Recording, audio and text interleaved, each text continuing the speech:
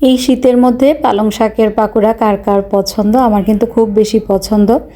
গতকাল বেগুন ভেজেছিলাম, তো বেগুনি তৈরি করার পর কিছু বেসন রয়ে গিয়েছিল, তো সেই বেসনটা দিয়ে এখন পালং শাকের পাকোড়াটা তৈরি করে নিব। পালং শাকের মধ্যে এখানে আমি পেঁয়াজ, কাঁচামরিচ কুচি, ধনিয়া পাতা কুচি, আলু কুচি করে দিয়েছি, সামান্য পরিমাণ একটু ময়দা দিয়েছি, হলুদ গুঁড়ো, আদা রসুন বাটা, টেস্টিং সল্ট, রাঁধুনি চিকেন ফ্রাইয়ের মশলা, পরিমাণ মতন লবণ, পেঁয়াজ কুচি, কাঁচামরিচ কুচি, ধনিয়া পাতা কুচি, আলু কুচির সাথে সমস্ত মশলাগুলো একসাথে দিয়ে শাকটাকে ভালোভাবে প্রথমে মেখে নিয়েছি। এখন গরম তেলের মধ্যে গরম গরম পাকোড়া ভেজে নিচ্ছি। এই পাকোড়াটা আপনারা ভাতেও খেতে পারেন, এভাবে জাস্ট সস দিয়ে খেতে অনেক বেশি ভালো লাগে। শীতের সন্ধ্যায় চায়ের সাথে বসে আপনারা এই পাকোড়াটা খেতে পারেন, বা দুপুরে গরম ভাতে, যেভাবেই খান না কেন খুব বেশি ভালো লাগে কিন্তু।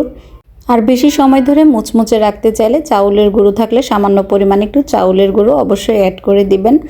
আর স্বপ্নের এই টমেটো সসটা কে কে ট্রাই করেছেন অবশ্যই জানাবেন। টমেটো সসটা কিন্তু অনেক বেশি ভালো, স্বপ্ন থেকে এই প্রথম আমি নিয়ে এসেছি, তো আমার কাছে কিন্তু খেতে খুব বেশি ভালো লেগেছে।